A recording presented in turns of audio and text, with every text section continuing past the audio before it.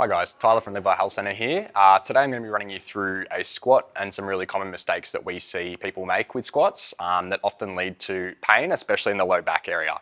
And then I'm going to give you a few little tips and tricks that you can use to help sort of improve your squat and put your body in a better position to hopefully help reduce some of that pain that you might be experiencing. So the first issue that we commonly see is what we call a butt wink. So pretty much at the bottom of the rep, you're going to see that pelvis sort of rotate backwards and that low back's going to round. And so what's sort of happening there is that's rounding to try and help balance yourself. And that's putting a lot of excess stress through the low back. So often it's because we sort of are lacking mobility through the ankles, then we compensate through the low back, and then we're putting a lot of excess stress through there. And so you can think about when you load that exercise quite heavy, all that extra stress is just going to help, compress that area, and it's often going to lead to pain. So I'll show you what this generally looks like. I'll try and exaggerate it a little bit. So pretty much what it's going to look like is as we come to the bottom of our squat, we're in a good position, and then our low back rounds, our pelvis dumps, and we come back up. And then that's just going to load that low back a lot more than it should be. So again, get that rounding, and over time that's going to lead to pain. So as I mentioned, we often see that due to a lack of ankle mobility or our ability to sort of get our knees over toes. And then that's going to result in that sort of compensation. So there's a few ways that we can sort of try to address that. The first is going to be by trying to work on some of that mobility.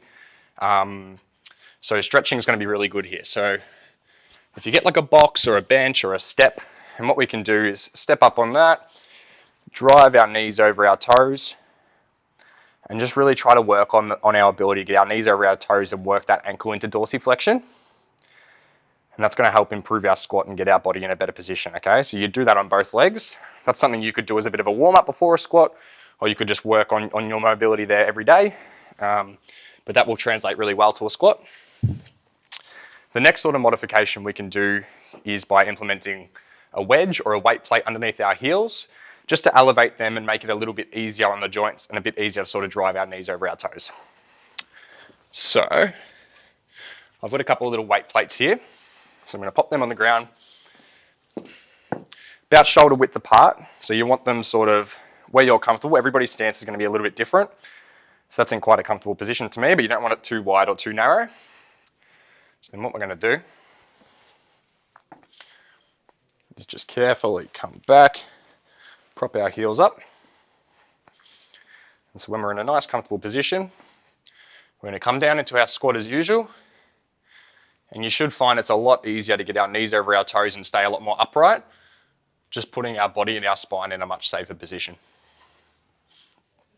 So again, you can use like a weight plate, or some gyms have like a little wedge, which can be really good.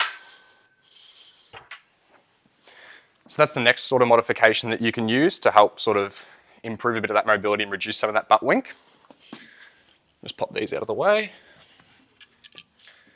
And the last sort of modification we can do is playing around with your stance a little bit. So often widening the stance slightly should allow you to get a little bit deeper in your squat and drive those knees over your toes. But it's a very individual thing depending on your anatomy and sort of your functional capabilities. So for some people, it's going to feel a little bit more comfortable, more narrow. Other people a little bit wider.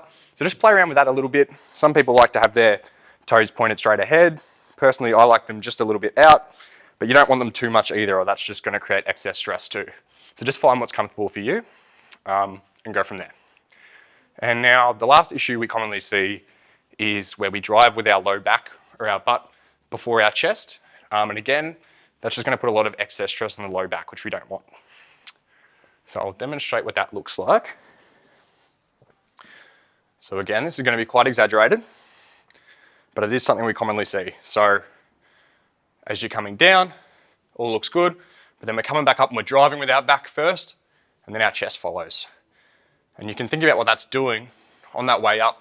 You're just putting so much extra stress on that low back, and that can often lead to pain. So what we want to do instead, actually I'll come back and I'll show you.